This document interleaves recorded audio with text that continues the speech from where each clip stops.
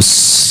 Di saat kita ingin mengajak seseorang, harus memandang orang lain dengan pandangan merendahkan. Seorang guru kalau memandang murid dengan pandangan merendahkan, tidak akan mengirim ilmu. Kalau rumusnya didapat, rambu-rambunya didapat, belajar gampang. 5 menit cukup nanti. Makanya mukadimah yang panjang, nanti ilmunya 5 menit saja sudah selesai, tidak usah banyak-banyak. Baik, kemudian rambu-rambu bagi yang belajar. Rambu-rambu bagi yang belajar harus ada mahabbah dan adab kepada seorang guru. Sama, guru harus punya mahabbah dan adab kepada murid. Guru punya adab kepada murid, bukan murid tok yang beradab kepada guru. Imam Ahmad itu kalau sama muridnya hormat banget. Kalau menegur tuh pelan-pelan pasti. Negurnya halus. Gurunya beradab sama murid. Guru beradab sama murid, muridnya harus beradab sama guru. Jadi kalau bagi murid, kalau kita menjadi murid, apa yang harus ada pada kita agar ilmu mudah kita dapat? Sederhana, harus ada mahabbah, ada cinta di hati kita kepada sang guru, dan ada adab. Mahabbah itu ditandai, mahabbah ditandai apa? Kita sering mendoakan guru kita.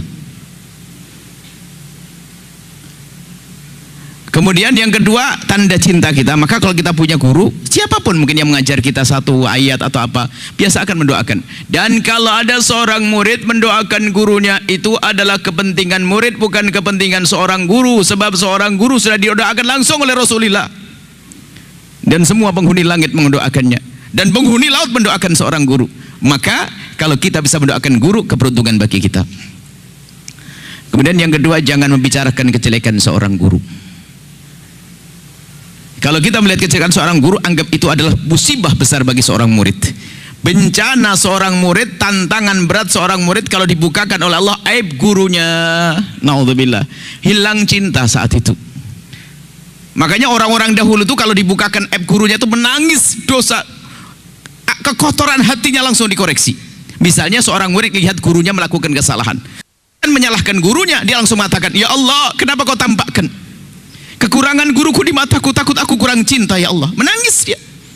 Sehingga mereka di saat mau belajar, lihat Syekh Hashim Asy'ari dalam kitab Adabul Alim wal Muta'allim, beliau menyebutkan salafuna, ulama dahulu itu kalau calon-calon waktu sebelum menjadi ulama, kalau mau belajar itu bersedekah. Setelah bersedekah itu berdoa, "Ya Allah, dengan sedekahku ini Allah, tutuplah kekurangan guruku agar tidak terlihat olehku." Makanya kalau ada murid mencari kesalahan guru, dijamin dia nggak akan dapat ilmu. Dan ingat, kalau kita mencari guru yang tidak pernah bersalah, sampai mati kita nggak punya guru. Akan tapi ketahuilah, nasib baik seorang murid adalah jika ditutup oleh Allah kekurangan gurunya. Kenapa? Agar semakin cinta. Lah kalau sudah murid punya bekal cinta, jangan bicarakan kejelekan guru, bicarakanlah kebaikan guru. Kalau kita sering membicarakan kebaikan seorang guru, maka ketahuilah teman kita yang mendengar pun ikut senang, akhirnya dia ikut. Maka ada istilahnya membaca manakib. Manakib itu adalah kisah, mengagumkan kisah baiknya seorang guru. Manakib, sebutkan guru kita, guru Al-Quran kita, Masya Allah dia soleh, dia gini-gini. Kalau kita bercerita kepada sahabat kita akan terpesona. Setelah dia terpesona akan ikut dia. Lihat, mengajak orang dalam kebaikan. Tapi kalau kita ngomongin kejelekan seorang ustadz, lihat, kita tidak akan dapatkan ilmu. Ada mahabbah. Maka kalau sudah orang mahabbah, adab tata krama itu, adab itu disesuaikan ya.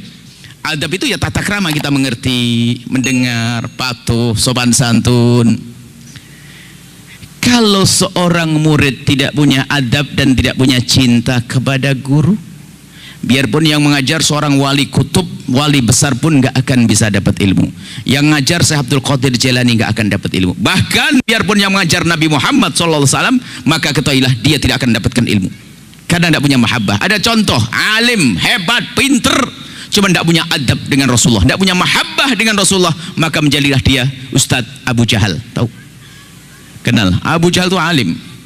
Tidak ada ayat Al-Quran turun kecuali dia hafal. Tidak ada Nabi bersabda kecuali dia tahu. Bahkan begitu hebatnya Abu Jahal, rajinnya belajar dari Nabi. Kalau dia pergi jauh, dia membayar orang untuk duduk dengan Nabi Muhammad agar tidak ada kalimat yang terlewat dari lisan Nabi. Cuman tujuannya bukan untuk mencari kebaikan, tapi tujuannya untuk mencari-cari kejelekan Nabi yang tidak pernah ada. Karena di hatinya tidak ada cinta. Lihat, padahal dia dengar firman Allah, dengar suara Nabi yang indah, dan melihat akhlak Nabi yang mulia.